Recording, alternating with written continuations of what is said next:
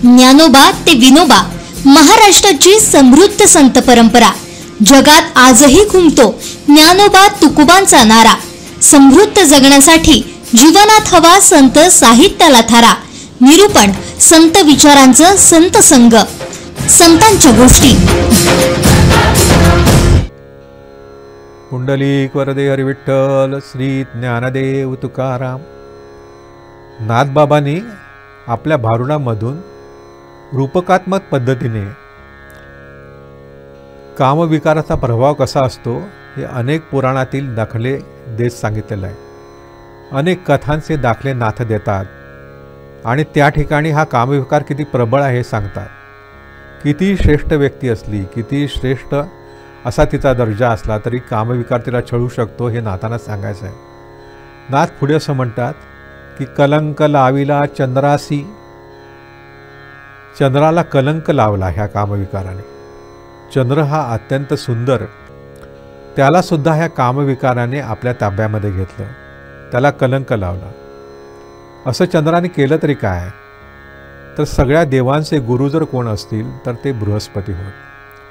आता हा जो चंद्र आहे तो आपल्याला माहीत आहे की तो अत्री आणि अनुसूयेचा पुत्र आहे. त्यामुळे तो भगवान दत्तात्रेयाचा बंधू आहे आणि दुर्वासांचा सुद्धा बंधू आहे. असा हा चंद्र हा अत्यंत सुंदर, अत्यंत तेजस्वी असा असलेला आणि त्याचबरोबर ह्या दोन तपस्वी बंधूंचा बंधू असलेला अत्यंत श्रेष्ठ असा आहे. तो अत्यंत शांत आहे. अत्यंत शांत मनाच्या ह्या चंद्राला सुद्धा कामविकाराने छळलं. ते कसं छळलं, तर देवांचे गुरु असलेले बृहस्पती, त्या बृहस्पतींची एक पत्नी आहे तारा. आणि ही तारा आणि बृहस्पती यांचा संसार अत्यंत चांगल्या पद्धतीने चालू होता. आणखीन कुठेही पुण्यावचन करायचं असेल तर पती आणि पत्नीने एकत्र करायची अशी त्या पद्धत आपल्याला माहीत आहे. अशामध्ये दोघांचा संसार चालत असताना ही अत्यंत सुंदर होती तारा. तिला एकदा चंद्राने पाहिलं आणि चंद्राला तिच्याबद्दल मोह निर्माण झाला. त्याच वेळेला तारेला सुद्धा चंद्राबद्दल मोह निर्माण झाला. दोघांनाही एकामेकाबद्दल मोह निर्माण झाला. दोघांचंही प्रेम प्रकरण सुरू झालं आणि दोघेजण एकामेकाकडे भेटतायत, दोघांची भेट होते. आणि शेवटी तर चंद्रने असं सांगितलं की तारे तू माझ्याबरोबर चल.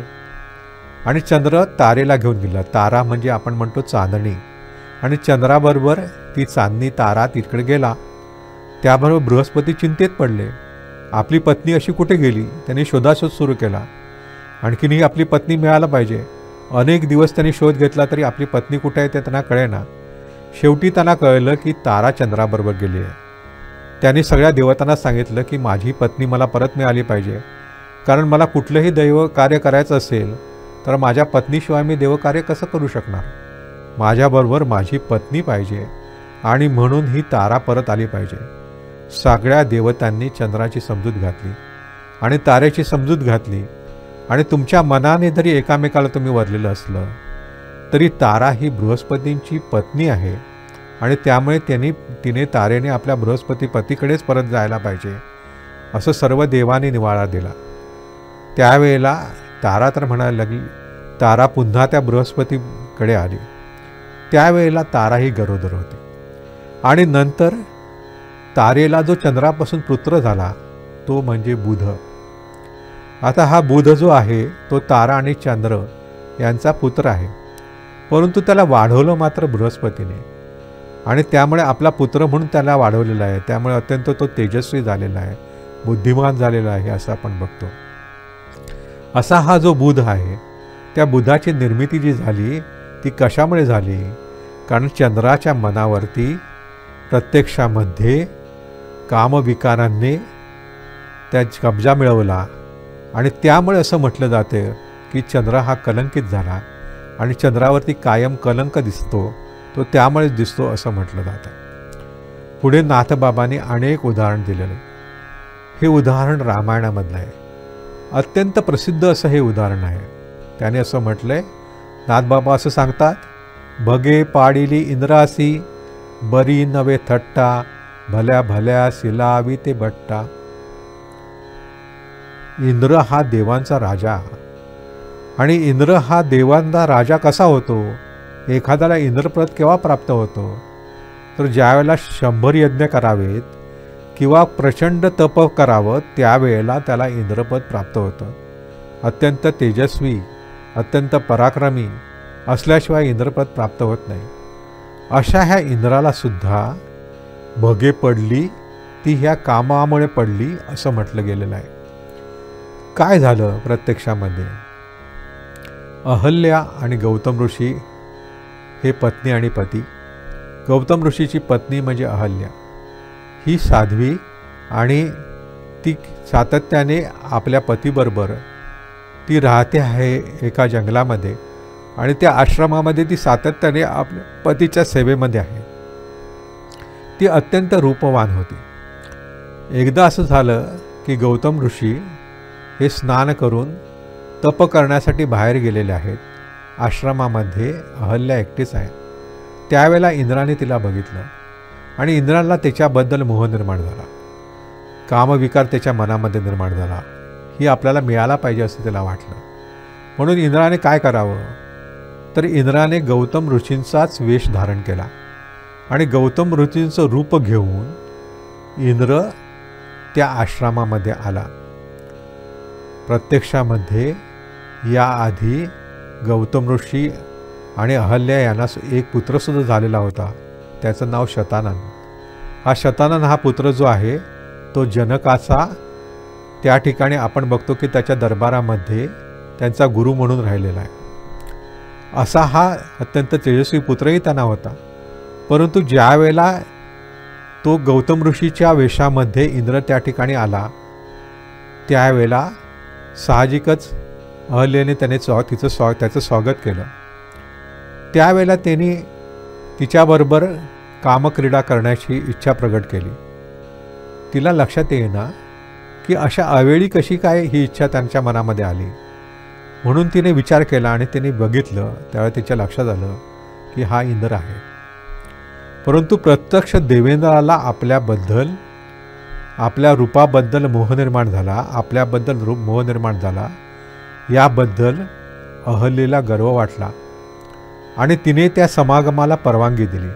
रामायणामध्ये याचा स्पष्ट उल्लेख आहे की इंद्राने तिच्यावरती कुठली बळजबरी करून तिला भोगली असं नाही, तर अहल्येच्या मनामध्येही हा कामविकार जागा झालेला होता आणि दोघांनीही समागम केला.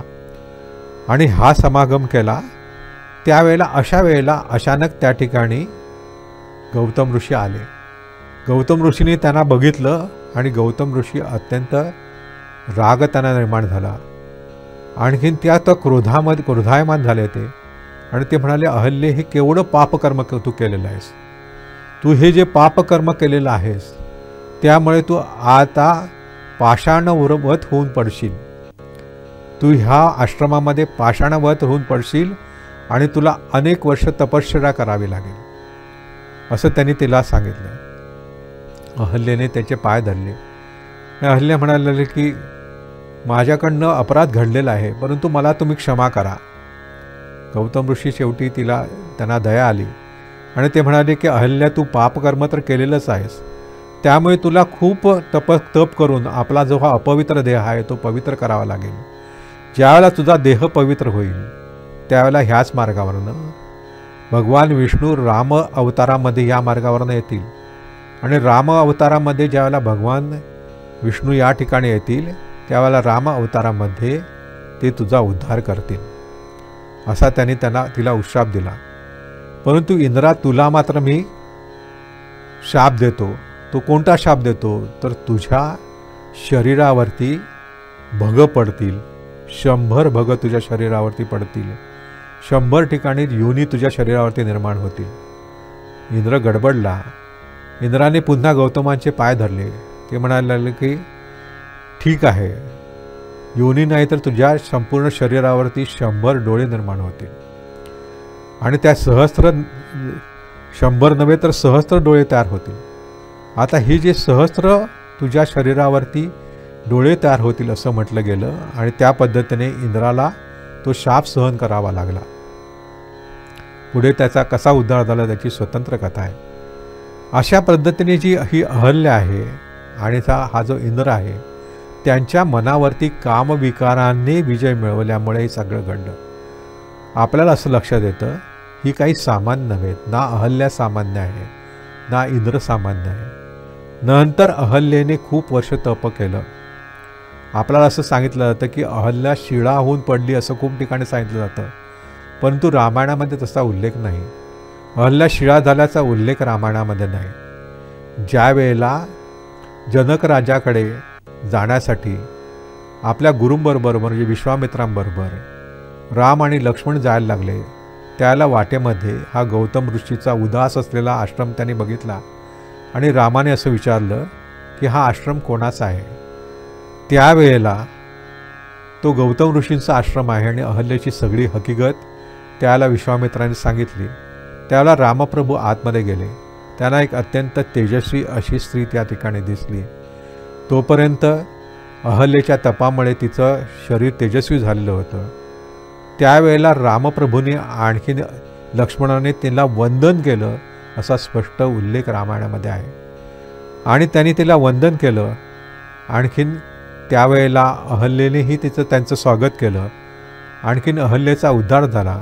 गौतम ऋषी पुन्हा त्या ठिकाणी आले आणि ते मग दोघेजणं आनंदाने पुढचा संसार करायला लागले. अशी ती कथा त्या ठिकाणी रामायणामध्ये आलेली आहे. परंतु आपल्याला असं लक्षात येतं की हा इंद्र देवांचा देव, त्याला काय कमी होतं.